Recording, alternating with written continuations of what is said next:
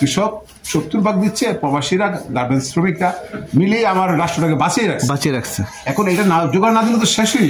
আমার এখানে যদি আজকে কোনো মিনিস্টার আসে, আমি তার কাছে কিছু চাবো না। আমার কাছে চিনি না থাকলেও পাশের ঘর থেকে 1 কাপ চিনি আইনা হলো তাকে 1 কাপ চা খাওয়াবো।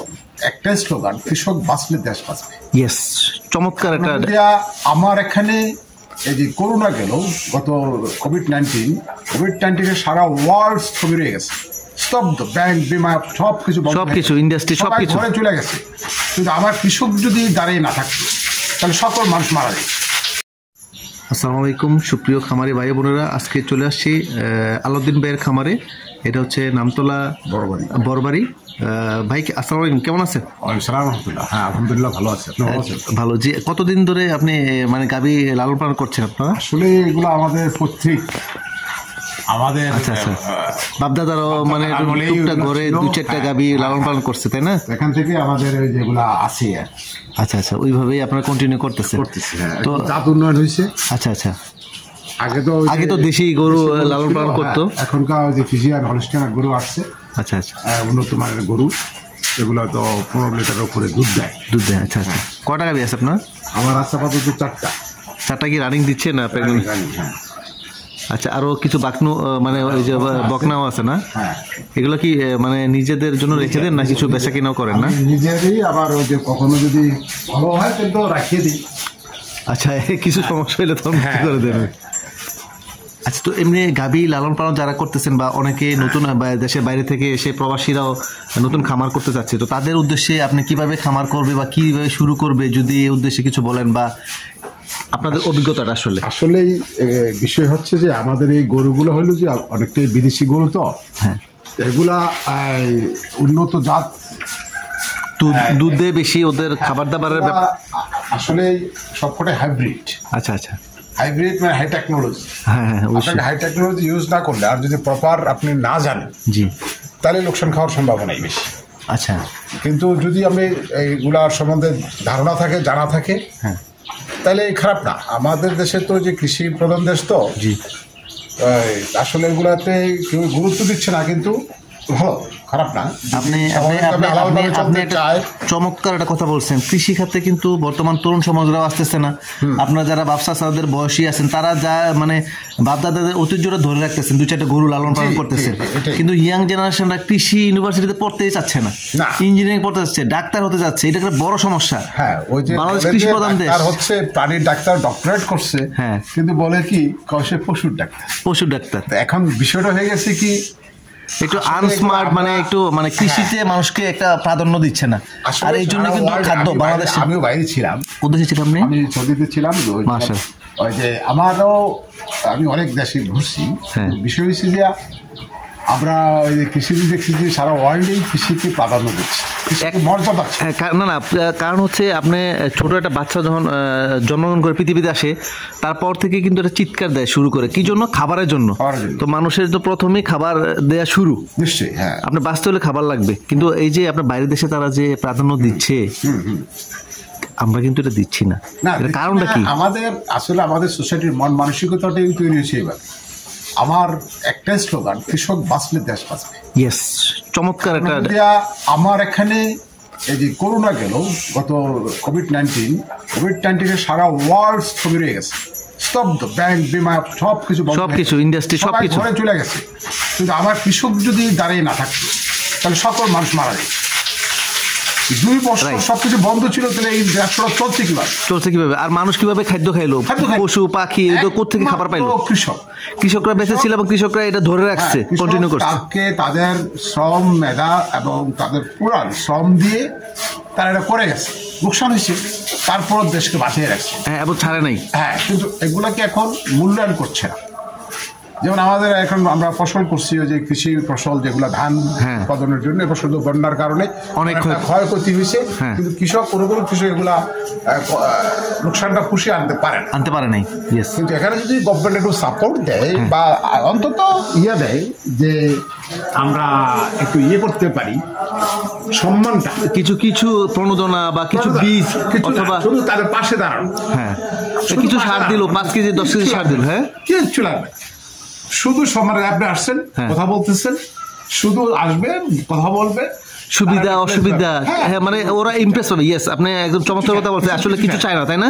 আপনার আমার এখানে যদি আজকে কোনো মিনিস্টার আসে, আমি তার কাছে কিছু চাবো না। আমার কাছে চিনি না থাকলেও পাশের ঘর থেকে 1 কাপ চিনি আইনা হলো তাকে 1 কাপ চা খাওয়াবো। চমৎকার, আসলে আপনি কিছু চাওয়ার নেই। আচ্ছা আচ্ছা, কিন্তু আমাদের মূল্যায়নটা করছে, এটা বড়, এটাই সবচেয়ে বড় জিনিস। এখন এইটা মূল্যায়নটা কিভাবে মানুষকে আসলে আরো মানে ইমপ্রেস করাটা, এই বিষয়টা যে বিষয়গুলো আমাদের প্রত্যেকের, আপনি আমরা সবাই আমাদের মনস্তান্ত্রিক ভাবে আমাদের প্রবলেম না, এটা চেঞ্জ করতে হবে। এটা না এইভাবে একদিন হবে না, এটা চেঞ্জ করবো, এটা আমরা চেঞ্জ করবো, আমাদের সবাইকে চেঞ্জ করতে হবে। আপনাকে আমাকে যদি কেউ বাঘের বাচ্চা বলে, আমরা খুশি হয়ে যাই, কিন্তু বাঘটা ফেরোসাস, হিংস্র প্রাণী। ইয়েস, কিন্তু আমাকে গরু, ছাগল, গাধা, ঘোড়া তারা আমার উপকারের প্রাণী এবং জেন্টল প্রাণী। কিন্তু এই জেন্টল প্রাণীগুলো আমাদেরকে উপকার করছে, তাদের সাথে আমি থাকতে পারতেছি, খাইতে পারছি, তাদের দুধ আমি খাচ্ছি, মলমূত্র আমাকে কোনো ডিস্টার্ব করে না, একদম অন্য মলমূত্রের মতো না। তাইলে আমাকে যদি কেউ বলে যে তুই একটা ছাগলের বাচ্চা, ছাগল, তাহলে আমাকে আমি গালি দিচ্ছি, মানে মাথায় ভাবে আমি নিচ্ছি যে আমি গালি। কিন্তু আমাকে যখন বাঘ, সিংহ বলা হয়, বাঘের বাচ্চা বলা হয়, অথচ ফেরোসাস পশু, আমি খুশি হয়ে যাই। আমাদের মনস্তান্ত্রিক বিষয়গুলো ওই জায়গায় চলে গেছে, এখন এখান থেকে ফিরিয়ে আনতে সময়ের ব্যাপার না। আপনি আসলে আমি খামার আসলে দেখানোর চেষ্টা করেছি, কিন্তু আপনার যে মূল্যবান কথাগুলা আসলে খামারের পাশাপাশি আপনার এই কথাগুলা মানুষকে অনেক ইন্সপায়ার করবে।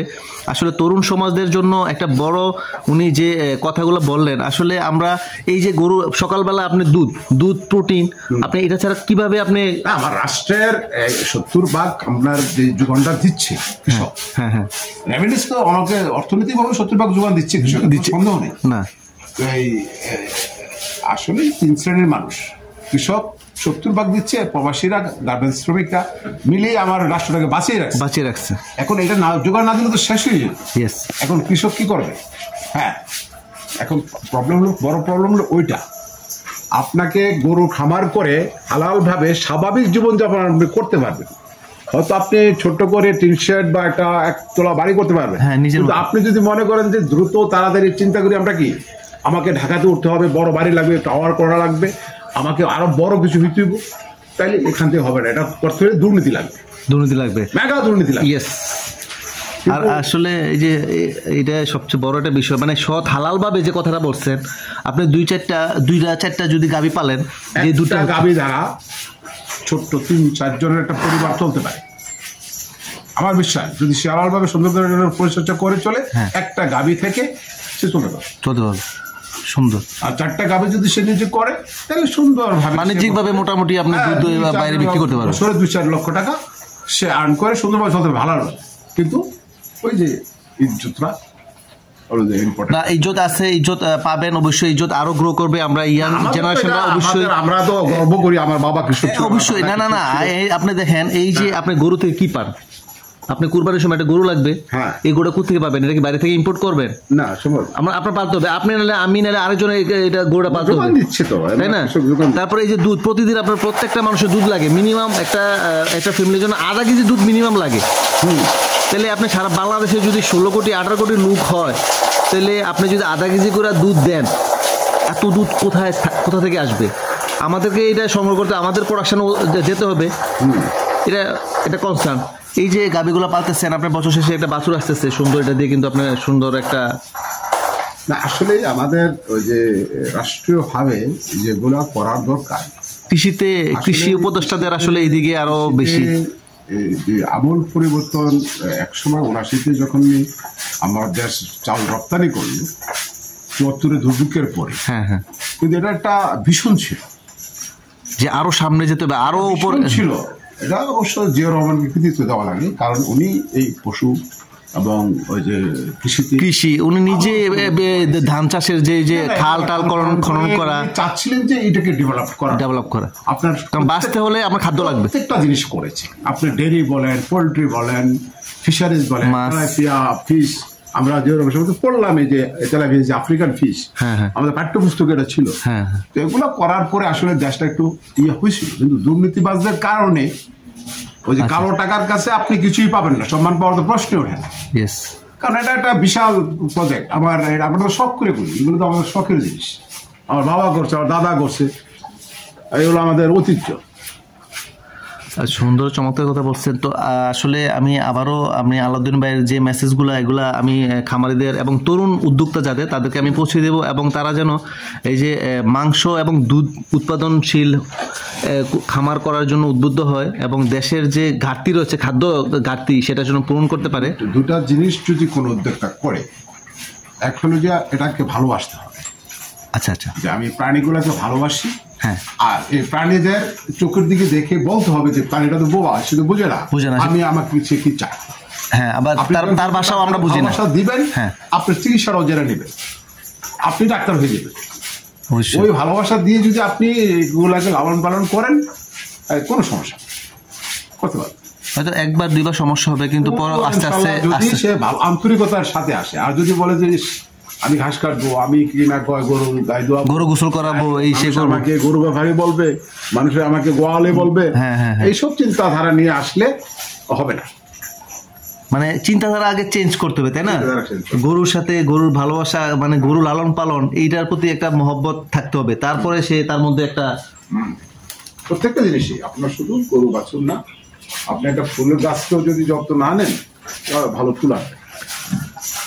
চমৎকার। আসলে আলাউদ্দিন ভাই অনেক সুন্দর। আসলে খামারে এসে এই ধরনের যে উদ্যোক্তা এবং কৃষি খাতের যে আমরা যে খাদ্য সংসম্পন্ন হওয়ার জন্য যে কথাগুলো বলেছেন, আসলে এটা সারা বাংলাদেশের সকল মানুষের জন্য প্রযোজ্য। কারণ উনি একটা একদম জিরো টু হিরো হওয়ার জন্য কথাটা বলেছেন এই জন্য যে প্রত্যেকের যে খাবারের সংসম্পন্নতা দরকার, এবং প্রত্যেকের জন্য আমিষ, তারপরে এই যে দুধ, মাংস, ডিম, মৎস্য, সব খাতেই কিন্তু কৃষকের অবদান, খামারিদের অবদান, তারাই কিন্তু এটাকে ধরে রেখেছে এবং সামনের দিকে আরো এগিয়ে নিয়ে যাবে, তাই না? এই জন্য আমি আবারও আলাউদ্দিন ভাইকে ধন্যবাদ জানাচ্ছি। ওনার খামারের বিভিন্ন পরামর্শ দিয়ে অবশ্যই সাথে থাকবো ইনশাল্লাহ।